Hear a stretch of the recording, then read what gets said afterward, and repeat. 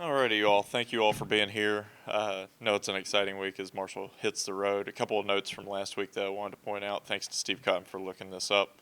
First time Marshall has had three quarterbacks throw a touchdown pass in a game since 1932. I don't think anybody in here was born, so maybe Walsh was closer, right? Um, but yeah, nice little nugget for you all there. Without further ado, we'll get Coach Huff up here. Thanks.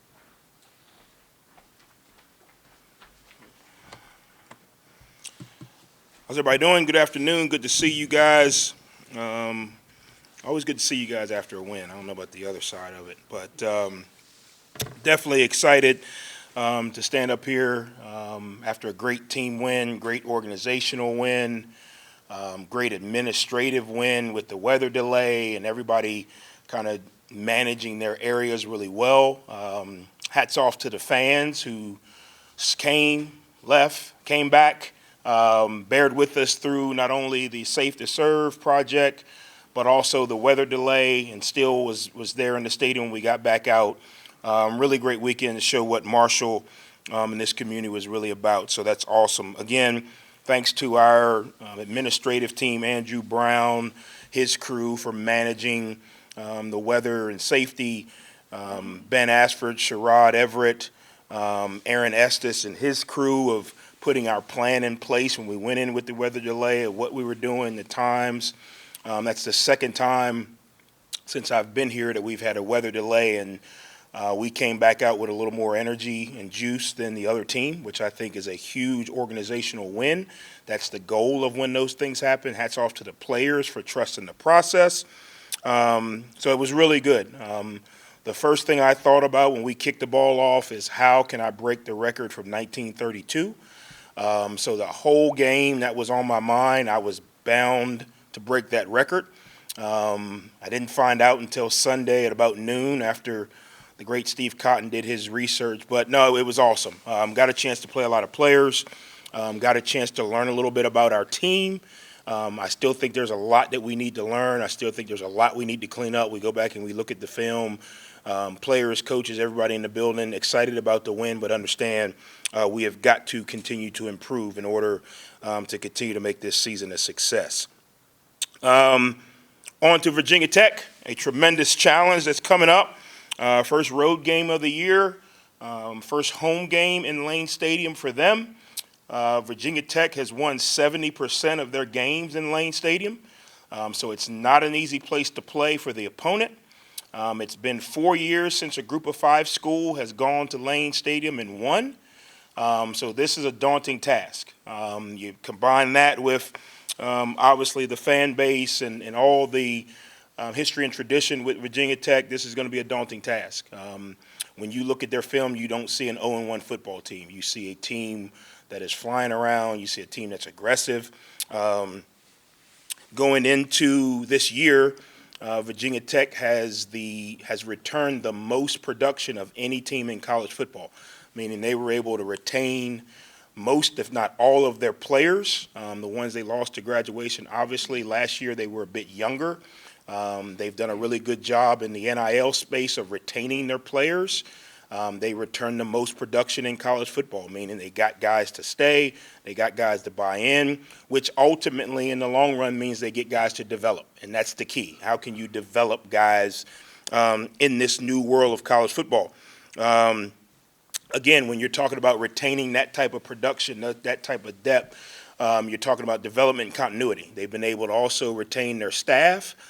Coach Pry does a phenomenal job. Obviously, Coach Pry and I have a history. A lot of respect for Coach Pry and what he does. You can see the growth in that team. You know, you look at where, we viewed them at last year, and you look at how they ended the year. You look at where they are now. The culture is right. The development is right. They're continuing to improve. You look at, their coordinators. Obviously, I know a bunch of their coordinators. I know a bunch of their staff members. I know they're doing it the right way, and you can see on film.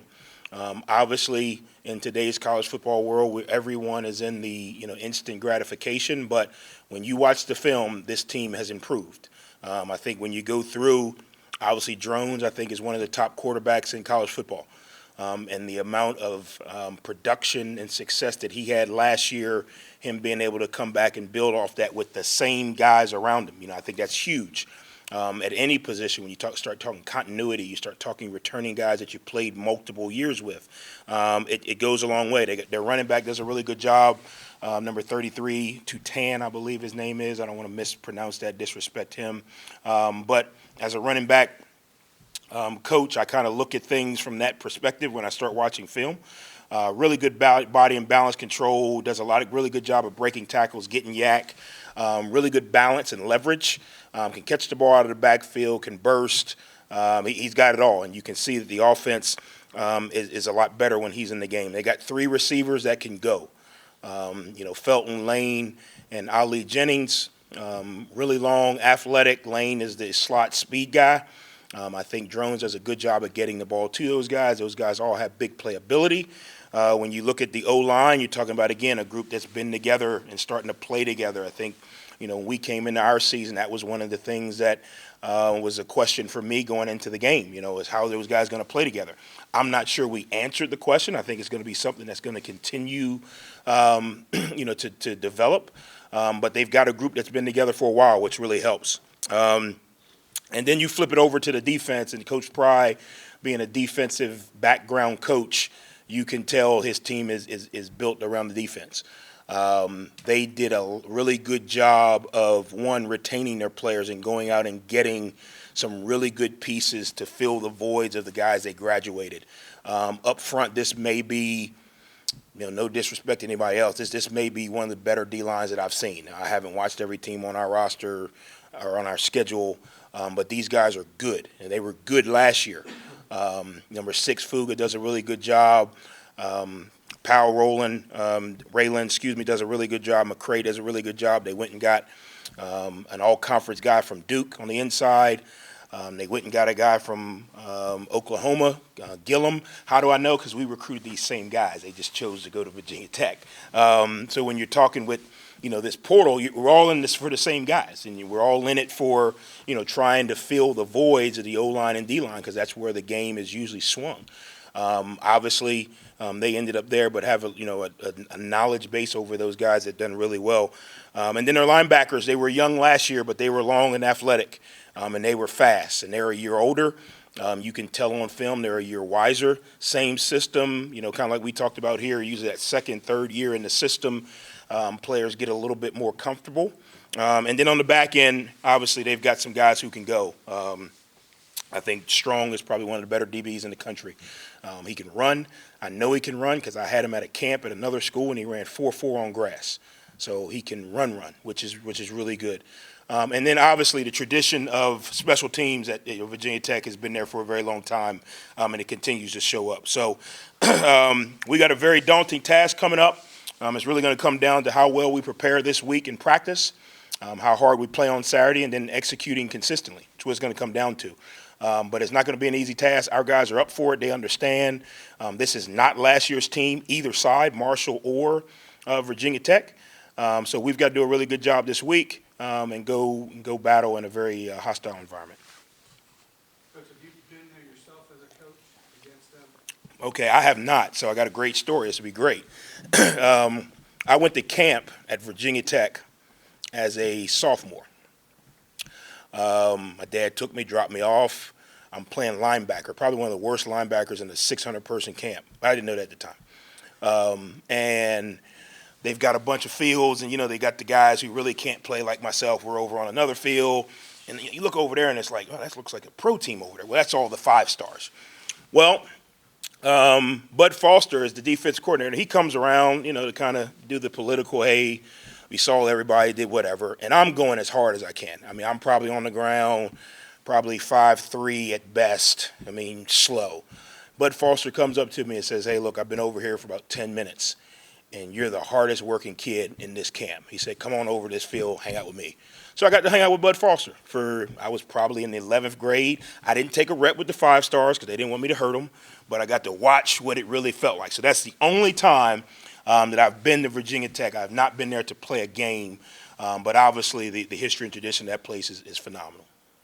when you look at, you mentioned some about their wide receivers, but kind of a unique situation because there's two of those top three guys you've faced before with different schools. Daquan Felton was here with Norfolk State a couple years ago.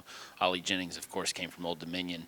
Do you kind of look at how they played, how they've played across their careers to kind of come up with a game plan, or do they look different with Virginia Tech? Yeah, they look totally different. Obviously, you're talking probably 3 years development in general, right? Just age.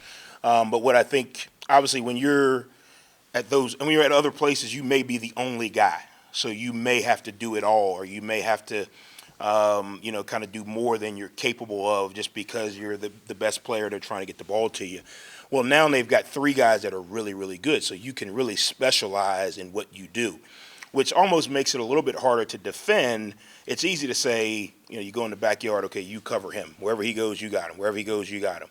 It's hard when you might swing the coverage to one guy, but the other guy's taking advantage of that. You may swing the coverage to the other guy, but the other guy's taking advantage. So those three guys together are really complementing each other. And then when you add the fact that Drones is a really good quarterback, now you can't say, well, he only throws to his right or his left, or he only throws slants or go balls. He can do it all. So what it does is it really stresses you defensively because you're trying to say, well, what do we take away? Well, if you take this away, you got this. And Drones can run. So that's another element that you add to it. So it really puts you in a defensive position where you're kind of spread thin. If you think back last year, and I don't know, Drones, that was his first start against us. So he hadn't really gotten into the groove of what it was. They had another quarterback who was supposed to start. Drone gets to start. And then as the year went on, they started kind of really molding the offense to what Drone's strengths were. And they ended the season really well. Well, now they've got all summer to kind of mold it to his strengths with those pieces, so it makes it really difficult. Defensively, pretty much the same from what you saw last year. A little bit, you have a wrinkle or two you pick up on. Well, it's tough to see because it's a one game sample size, and Vanderbilt is a modified version of triple option. So it would almost be like if somebody watched us play Navy, So you're a little bit skewed. You can see some of the core fundamental pieces. And again, I think, whenever you are able to retain your players and you have continuity, you're not trying to recreate the wheel. You're trying to get guys to be more comfortable in what they're trying to do.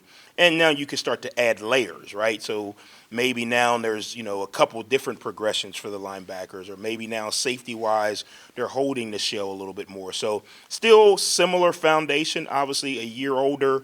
When you start adding those type of D linemen, you can do some things, and you don't have to do some things that create a lot of problems for offenses. Because you got a lot of new players, but obviously you got some guys back who were here last season when you won that game. Do you rely on those guys now to kind of just talk about the atmosphere and just what it was? Well, it's a little different. We were talking about it with the leadership group. 6 players on that team are in the NFL right now from last year for us. One of them's in the CFL. 5 of those guys are starting at other Division I schools. So you're talking 12, 13 guys that made a huge impact on the game that are no longer here. So the other guys that were here, it's kind of like the fans. They watched the game, but they really weren't in the game. So it's a totally different deal. I know from a fan perspective and the human eye perspective, same teams a year apart. But with the way college football is now, it's totally different. I would beg to differ when they say it's the same, because I bet you Virginia Tech's looking at us saying, well, that ain't the same team. They're doing different things. They got so many more new guys in different positions. Are we still wearing green? Are we still structurally wise, defensively the same because we kept the coordinator? Yeah. But when you look at that film, there's a lot of guys I would love to have that were in that game last year that are no longer here. Which is, it is what it is. But you can't really rely on that because some of the guys that were there just didn't have the game experience. And I think it's totally different when you're preparing for a game and you're the starter, or you're going to play, and when hey, I'm down the line, I'm still developing or whatever. So we've taken a different approach. This team is totally different. Their focus is different. Their connectivity is different. I would say it's 2 different ends, if that makes sense. And I try not to We did the same thing a couple years ago. We tried not to say, well, remember last year's game, because it's different. And a lot of these guys, it was tough for me this offseason really preaching about the things that, force you to go 6 and 7 that are little things that add up. Because a lot of these guys were like, well, Coach, I wasn't here. I don't know what that means. So you have to be really explanatory with, hey, we lost the game or we missed some opportunities in the game because we did these things. And a lot of guys are like, well, you got to show me because I didn't see it. So you have to be careful when you start saying, well, hey, remember last year, remember what happened 2 years ago or whatever, because the ebbs and flows and the change in college football now, you'll lose half the room because they're like, I don't know what you're talking about, Coach. We played Tulsa last year. We didn't play Virginia Tech. So it changes a little bit. Coach, you've gone in some good places and won. Obviously, Notre Dame, NC State was a great atmosphere. It gets loud there. You know that. Enter Sandman, the whole thing.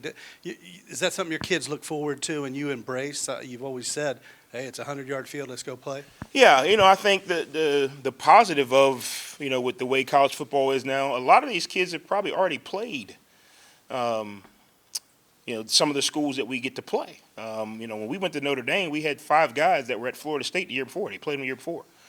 So it was no big shadoo. We've got guys now that went to school with some of these guys. I mean, Devy was at ODU with Jennings. So he knows exactly who he is. So there's so much crossover now that the awe in the arena really doesn't have the same effect, because some of these kids were playing in bigger stadiums last year than they did last weekend for us. So it's a little bit different. I still think, again, anytime you're a competitor, you want as many people there, as loud as it can be. That's the energy and the emotion and the passion of college football. I think anytime you can get that, it helps. It helps motivate you a little bit. I think even now with the way every game's on TV, when I played, if you got a game on TV, man, you were tightening up your cleats, you were shining your helmet, because this may be the only time in 3 years that Hampton was on TV, so this was big to me. Now, we're on every weekend. We got, coverage some way, somehow. So even that doesn't really, move the guys, like it used to, just because it's something that now has become routine, if that makes sense. When you look at kind of a slower start last week, obviously you reset after the weather delay. Can't always depend on, an hour and a half, delay after the first 10 minutes. But, how do you change that mentality? And, you talked about adaptability last week. How do you kind of enforce that in the days leading up to? Well, I think it's totally different moving forward, because we're going to be looking at who we're playing. You're going to know what they're going to do pretty much, because you're going to have a game, 2 games, 3 games, 4 games. You're going to know what the Mike linebacker looks like, because you're going to have seen him on film all week. I think when you go into those games where the coordinator changed, the personnel changed, and you have nothing, you're really out there kind of paddling for the first 2 or 3 series. And a couple of people asked me, man, what quarterback are you going to start? And I said, to be honest, guys, I don't know, because their numbers are almost identical. When you look at, completions by Stone, completions by Braylon, completions by Cole, they're almost identical. When you sit in the stadium and you go the first 3 series and you punt, it's like, oh, well, boo, that quarterback. Well, Stone got the short end of the stick because he had to run out there first without the, okay, this is what they're going to do. So when he came back to the sideline, it was like, no, they weren't playing that coverage. You're like, yeah, you're right. Okay, let's get on the iPad and figure it out. Boom, you're up again. Okay, well, no, they're not playing that coverage. Okay, hey, now we got it. Rain delay. So now Braylon goes in, we're sitting in there, he's watching the iPad. He's like, oh, yeah. No, they're not playing any of the coverages we talked about all week. This is what they're doing. Oh, I'm good. So now he gets in, he's good. Well, Cole does the same thing. Cole gets to sit there, he gets to look at, oh, this is what they're doing. So, again, when you get further into the season, now you have actual film of the current guy. You know how fast that linebacker is. You know what structured defense they're going to play. Are there always going to be changes? Yes, that's game planning.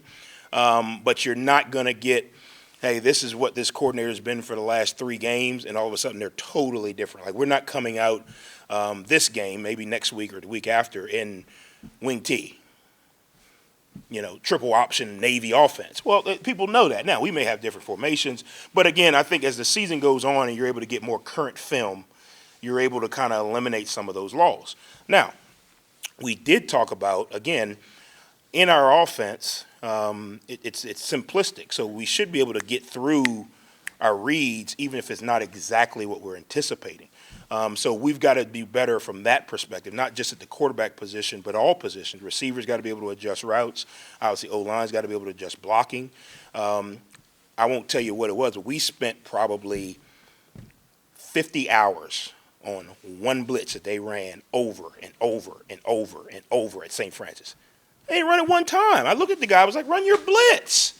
Like, we're ready for it. But that just happens when you're preparing blind almost.